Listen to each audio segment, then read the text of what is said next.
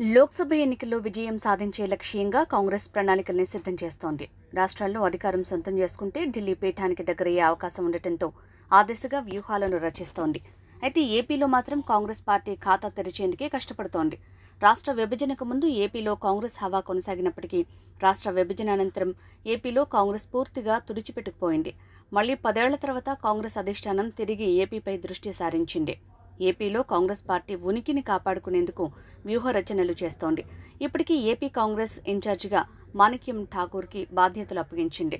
ఈ నేపథ్యంలో వైసీపీ అధ్యక్షుడు సీఎం జగన్మోహన్ రెడ్డి సోదరి వైఎస్ షర్మిల ఆంధ్రప్రదేశ్ కాంగ్రెస్ కమిటీ అధ్యక్షురాలిగా నియమితురాలయ్యే అవకాశాలు ఉన్నట్లు తెలుస్తోంది.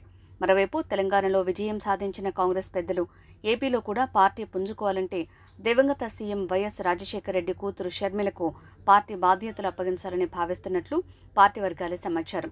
ఈ విషయానికి సంబంధించి కొత్త ఏడాది ప్రారంభంలోనే షర్మిల నియామకంపై ప్రకటన వెలువడే అవకాశం ఉన్నట్లు తెలుస్తోంది.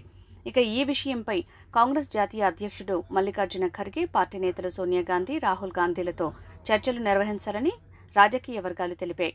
అయితే ఏపీలో జగన్ అరాచక పాలనపై వైసీపీలోనే తీవ్ర అసంతృప్తి ఉందని, ఆ పార్టీకి చెందిన పలువురు నేతలు ఇప్పటికే షర్మిలతో టచ్లో ఉన్నారని కాంగ్రెస్ కు అంతర్గత సమాచారం అందింది. షర్మిల కాంగ్రెస్ పగ్గాలు చేపట్టిన వెంటనే పలువురు ముఖ్య నేతలు కాంగ్రెస్ లో చేరుతారని భావిస్తున్నారు. వైసీపీ పార్టీలో ప్రధానంగా ఉన్నది కాంగ్రెస్ ఓటర్లేనని, షర్మిల కాంగ్రెస్ బాధ్యతలు అప్పగిస్తే వైసీపీ ఓట్లు చీలే అవకాశం ఉందని అంచనా వేస్తున్నారు.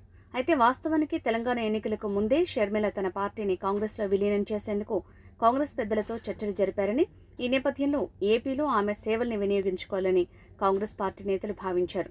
ఇక ఏపీ కాంగ్రెస్లో షర్మిలను చేర్చుకోకూడదని, జగన్ ఒత్తిడి చేసినా లొంగకూడదని కాంగ్రెస్ పెద్దలు భావిస్తున్నట్టు తెలుస్తోంది.